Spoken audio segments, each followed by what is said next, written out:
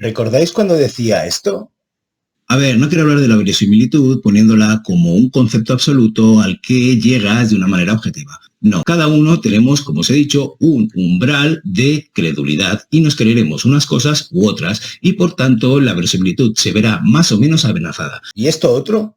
Que consiguen que la verosimilitud, que para mí es importantísima, como ya os he hablado en otros vídeos, aquel umbral de credulidad que tenemos todos, se rompa en añicos. Bueno, si queréis ver el resto de vídeos de los que hablo de verosimilitud, los tenéis en el resto del canal. Pero quería introduciros esto porque para mí es algo importantísimo que no se rompa la verosimilitud, porque si no, me echa completamente de la novela que estoy leyendo. Y sin embargo, ante esta regla que para mí es inamovible, ha existido una excepción. Y hoy os vengo a hacer la videoreseña de esa excepción. Pero antes, dejadme deciros que mi nombre es César Cañete y que le podéis dar al like al vídeo y suscribiros al canal.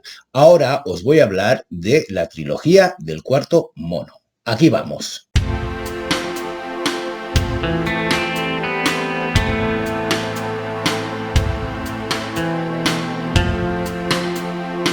Bien, la trilogía del cuarto mono de J.D. Baker está integrada por 3 títulos que son el primero, el cuarto mono, el segundo, la quinta víctima y el tercero, la sexta trampa. Mi toma de contacto con esta primera novela, El cuarto mono, fue allá por 2018 en lo que se va celebrando cada año, que es la fiesta de las librerías de barrio, que me decidí a comprarla por un par de motivos que os voy a explicar antes de continuar con esta videoreseña sobre el contenido de esta obra. Bien, yo por aquella época acababa de publicar mi segunda novela en agosto o finales de agosto, que era Hijos de una violencia sutil. Y El cuarto mono me llamó la atención soberanamente porque la subtrama es muy parecida a la de mi novela. ¿Qué quiero decir con la subtrama? Bueno, pues la idea subyacente que hay detrás de lo que mueve la trama de esta novela. En las dos tenemos un asesino cuyas motivaciones para actuar son muy parecidas, y lo voy a dejar aquí, luego lo desarrollaré. El segundo motivo por el que me llamó la atención y acabé comprando este cuarto mono fue básicamente por la idea de los 3 monos. Ya sabéis, aquello del mono que no habla, el mono que no ve y el mono que no oye. ¿Y por qué?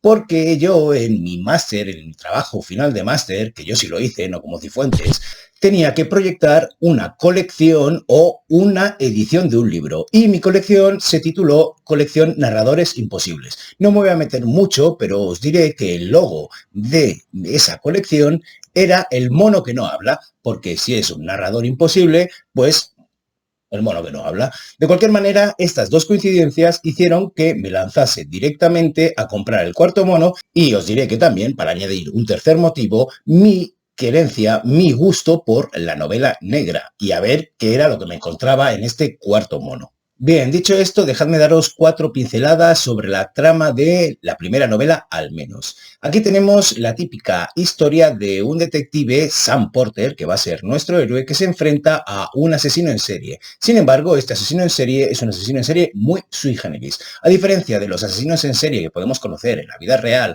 como pueden ser Ted Bundy, Jeffrey Dahmer, John Wayne Gacy y así una larguísima lista, cuya motivación suele ser una patología sexual que llega hasta cotas de asesinato, aquí tenemos un asesino que se parecería más a Ted Kaczynski, por ejemplo, el Unabomber, que si no sabéis nada os recomiendo la serie de Netflix de Mindhunt, Unabomber, cuya motivación no es sexual, sino que es más bien política o social o incluso económica. No olvidemos que de Unabomber intentaba cargarse el sistema capitalista y toda la tecnología. De hecho, publicó un manifiesto en el que explica por qué hay que acabar con ello y volver a los orígenes.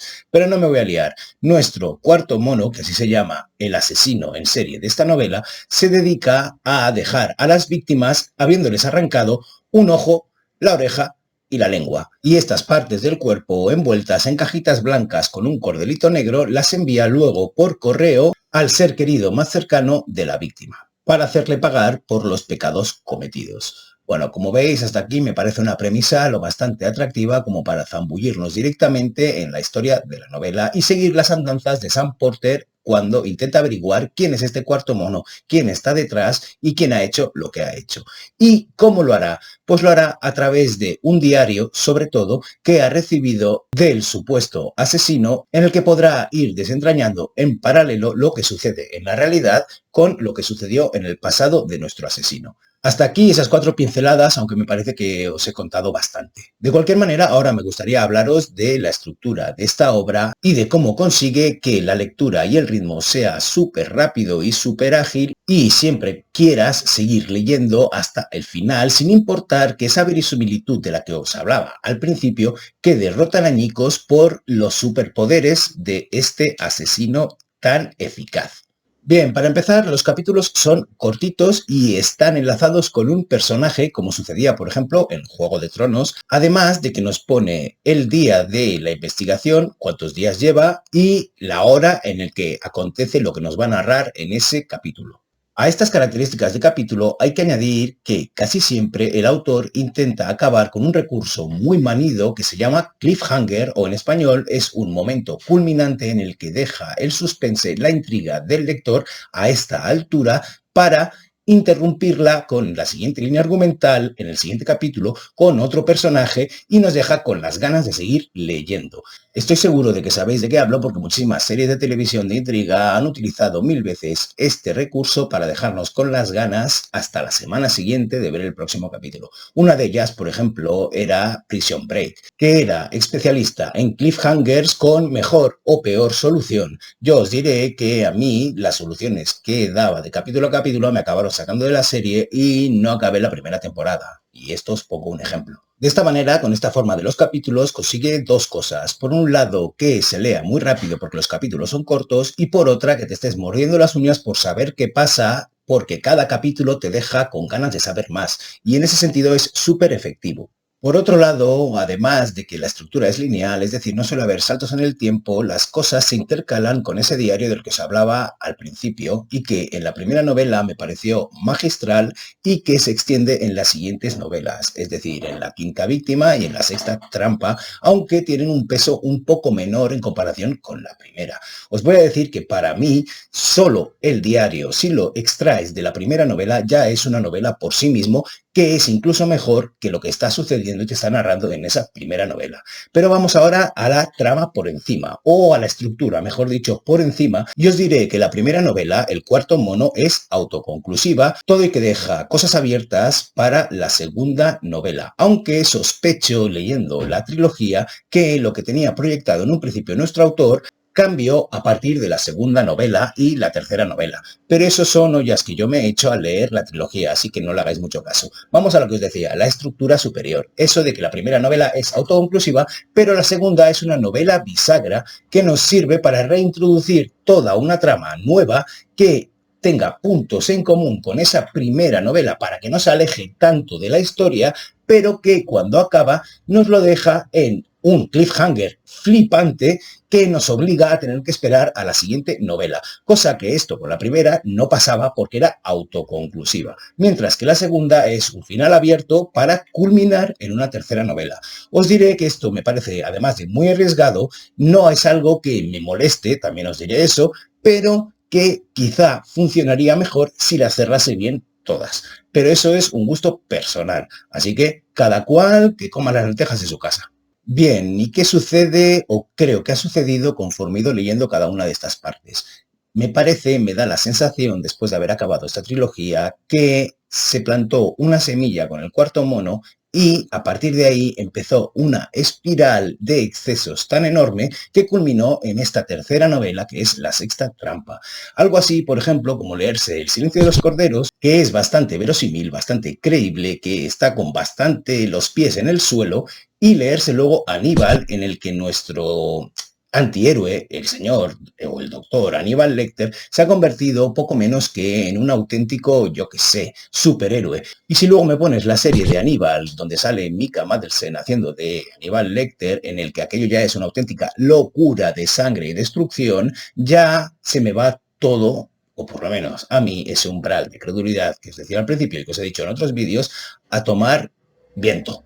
Pues bien, esto es lo que creo que ha sucedido con esta trilogía. Aún así, me la he leído entera y la he disfrutado, pero que ha ido en un crescendo tan enorme que la tercera novela ya es una auténtica locura todo lo que sucede. Entre otras cosas porque se ha complicado tantísimo la cosa que de alguna manera tenía que salir, y la manera en la que sale se me hace muy alejada de lo que es mi umbral de credulidad. Aún así, como os decía al principio, y esto es para mí un descubrimiento, esta es una excepción a mi regla de la verosimilitud, porque a pesar de que no acabo creyéndome absolutamente nada de la historia, no puedo dejar de leer, y en ese sentido es súper efectiva. Bien, ahora antes de acabar esta reseña os quería comentar un par de ideas, un par de apuntes que me ha suscitado la lectura de los 3 libros. Para empezar, hace algunos años, allá por 2015, me tropecé con un libro, con un ensayo que se titulaba Los delitos del futuro, de Mark Goodman, y del que saqué bastantes ideas para lo que fue Hijos de una violencia sutil, y que además creo que le ha venido muy bien a J.D. Baker para hacer al menos la tercera de estas entregas del cuarto mono, que no es otro que la sexta trampa. Por un lado, la dependencia tan enorme que en nuestro mundo tenemos de el mundo digital, de internet, y de cómo nos hemos adaptado a que nuestra vida esté en una pantalla y a que todo lo que dice en esa pantalla tiene que ser cierto indefectiblemente. Os pongo un ejemplo facilísimo. Imaginaos, por lo que sea, que os ponen una multa y el guardia urbano, el policía local o quien sea, teclea en su ordenador la matrícula de vuestro vehículo y de repente ve que está buscado por robo. La hemos liado. Tú tienes los papeles de tu coche, tú tienes tu tal, tú tienes tu cual, pero a él le pone en su pantalla que tú has robado ese coche. Para empezar vas a tener que ir a la comisaría. Bueno, pues esa dependencia está muy bien utilizada en esta novela, o por lo menos en la última, para cambiar la realidad a través del mundo digital. Y como veis, esa dependencia creciente de las pantallas difumina lo que es la realidad en pos de una ficción metida en datos, metida en nuestro ordenador y en nuestra vida en redes sociales o en cualquier otro lado en el que somos un conjunto de datos. En ese sentido, creo que, como os decía, ha jugado muy bien el autor en esta novela porque es una de las maneras que tiene de esquivar esa ruptura de la credulidad, esa ruptura de la verosimilitud. O por lo menos a mí me ha parecido que lo intentaba, aunque conmigo no lo ha conseguido.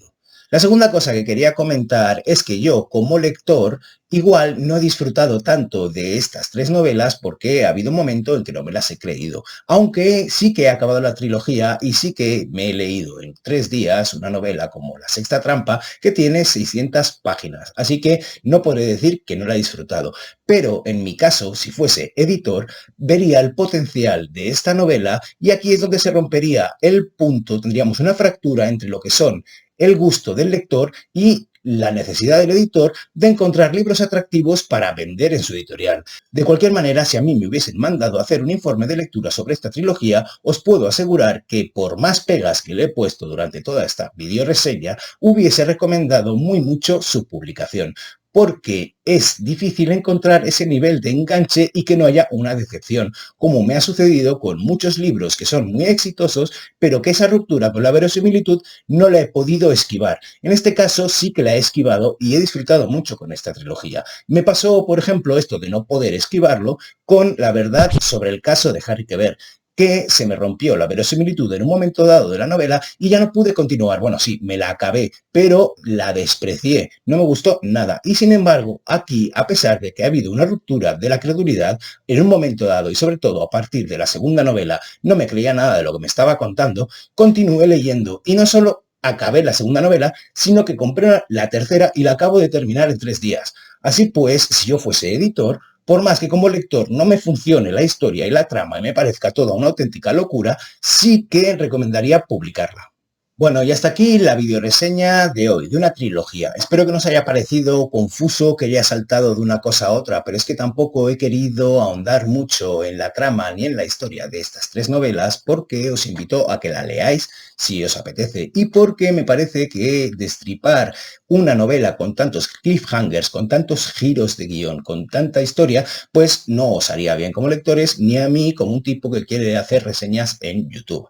Así que nada, yo os voy a dejar dejar aquí y os voy a pedir aquello que os pido siempre, que ante el vicio de pedir está la virtud de no dar. Y aunque ya os haya pedido que le deis like y os suscribáis al canal, también os pediré que le deis a la campanilla para saber cuándo saco contenido de este estilo, si es que os ha gustado, y que lo compartáis con vuestros amigos, porque a cuantos más lleguen, pues oye, más gente me verá y yo más feliz estaré, así que os lo agradecería muchísimo. Finalmente, os voy a poner aquí abajo los enlaces a mis novelas por si os apetece echarles un vistazo. También es novela negra, pero no tiene los mismos componentes que tiene esta. No tenemos superhéroes en forma de asesinos en serie. No tenemos un pedazo de inspector, aunque son pedazos de inspectores, pero son un poquito más humanos. De cualquier manera, os invito a que las leáis y yo estaré incluso más contento. Así que nada, yo os voy a dejar aquí y os voy a decir lo de siempre. Que tengáis un felicísimo día y que os mando un besazo enorme.